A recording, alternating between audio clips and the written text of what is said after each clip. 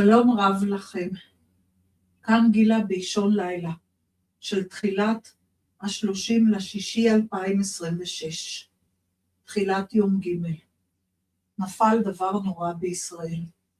תרשמו לפניכם במדויק, ותזכרו מי הצביע נגד החוק על איסור ביקורי הצלב האדום אצל מחבלי הנוח'בה.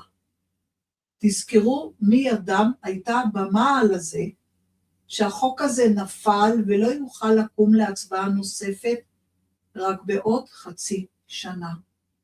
תזכרו את זה טוב ביום הבחירות.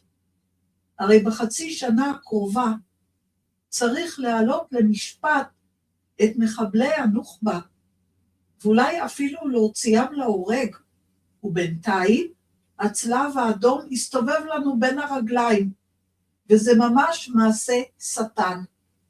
שתדעו לכם, שכיצד שנאת נתניהו כל כך גוברת עליהם, שהם מוכנים לתת יד לחורבן של ישראל. אז מרע"מ וטעם לא ציפיתי למשהו אחר. אבל תראו את ליברמן, תראו את גנץ, תראו את יש עתיד שהולכת להתמזג עם בנט. בנט, מה זה יעשה לקמפיין הבחירות שלך?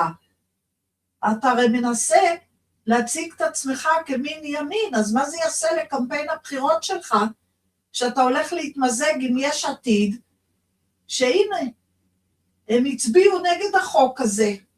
מה, בנט, אתה כן בעד ביקורי הצלב האדום אצל מחבלי הנוח'בה?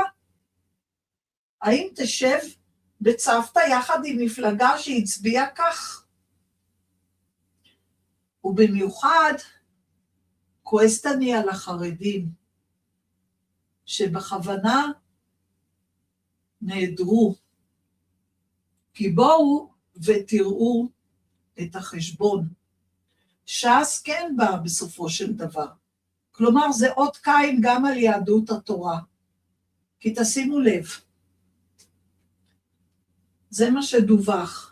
הצעת החוק לאיסור ביקורי מחבלים בבית הכלא בישראל על ידי הצלב האדום, נפלה בקריאה ראשונה במליאת הכנסת, אחרי שחברי הכנסת מהמפלגות החרדיות החרימו את ההצבעה. אז מה אתם המפלגות החרדיות שהחרמתם? זה כאילו שהצבעתם נגד, מה אתם חושבים? כי תראו, 36 חברי כנסת הצביעו בעד החוק הזה, 41 התנגדו. 36 ועוד 8, שזה יהדות התורה, זה 44.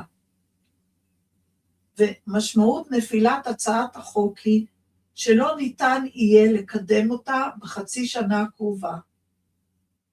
ועל כן הצעת החוק לא תקודם תחת הקואליציה הנוכחית. הבנתם? החרדים, שאני מבינה את הכעס שלהם, שאולי לא מספיק מהר מקודם החוק של לומדי התורה, אבל בכל זאת אני לא סולחת להם.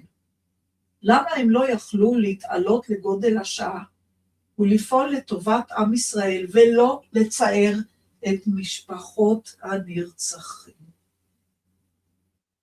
זה מה שיש לי כאן להגיד. לכן חייבים להפיץ סרטון זה כמה שיותר, שבושתם תצא ברבים של כל המפלגות האלה. שאם זה מה שהם הצביעו, לא אכפת להם אפילו המחיר של חורבן ישראל. היא זעם הבורא עליהם לעולמי עד. אז אני פה חוזרת ואומרת, אלה הם הסיעות. יש עתיד, יחד עם ביחד, שזה בנט לעתיד. ישראל ביתנו, שזה ליברמן. ליברמן, מה בדיוק עשית כאן? האם יש מצב, לכאורה כביכול דיסקליימר, שסגרת דיל, אולי עם רע"מ? האם זה מה שאתה מתכנן לעשות אחרי הבחירות? ומה עם המחנה הממלכתי של גנץ? מה איתך גנץ? איך אתה מצביע? איך אתה מצביע נגד חוק זה? תבוש לך. עד כדי כך אתה לא מבין את המשמעות של זה? הדמוקרטים, שזה מפלגת העבודה לשעבר, מהם אני לא מצפה להרבה, וגם לא מחדש תע"ל. אז תרשמו את זה חזק חזק על לוח לבכם, ורק תדעו עד כמה הם מוכנים להרחיק לכת לחורבן ישראל בכל מחיר. זה לא יעזור לכם.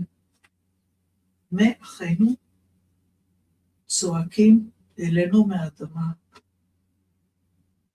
וזה ממש, ממש נגד משפחות הנרצחים.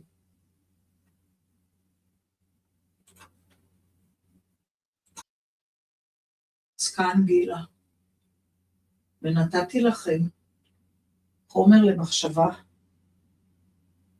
באישון לילה. אז זהו, כדאי שכמה שיותר ידעו. אז הפיצו סרטון זה.